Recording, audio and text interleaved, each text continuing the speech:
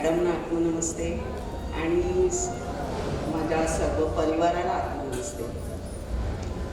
इथे आल्यानंतर अथक परिश्रम करून आम्हाला ही मॅडमनी पुण्यनगरी दाखवली आणि प्रथमच मी तर या शेगावमध्ये पाय ठेवलेला आहे आणि मला इथे येऊन मी एवढी भारावून गेली.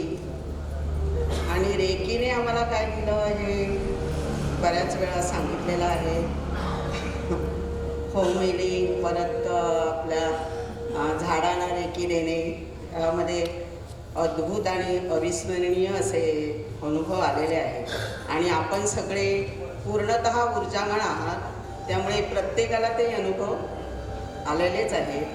तेव्हा मी आता इथे येऊन जे मनाला वाटलं की ते अथक परिश्रम करून जे मनाला भावलं ते मी आता जरा पद्यामध्ये 2 ओळींमध्ये मी सांगण्याचा प्रयत्न करते. आत्ताच तयार केलेली आहे इथे आल्यानंतर.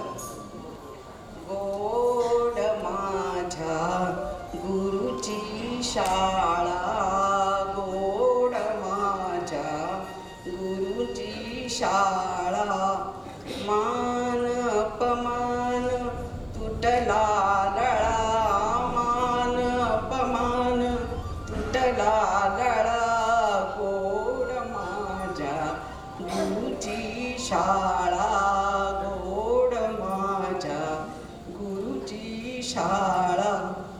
प्रेमाचा वर्षाव जाहला, प्रेमाचा वर्षाव जाहला, सगळीकडे आनंदी आनंद पाहिला, सगळीकडे आनंदी आनंद पाहिला, गोड माझ्या गुरुची शाळा, गोड माझ्या गुरुची शाळा.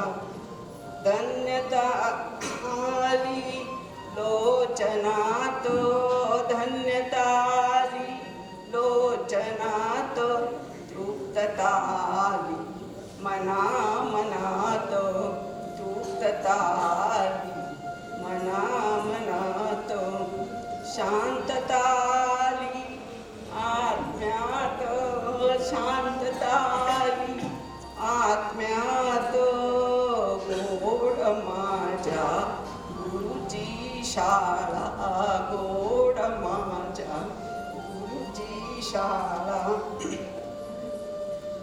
गोड माझ्या गुरुची शाळा.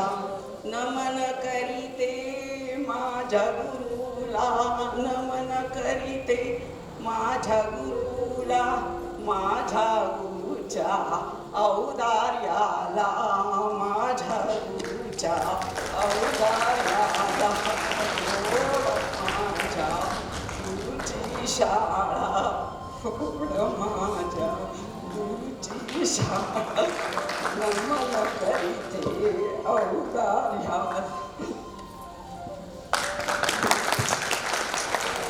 खूप धन्यवाद.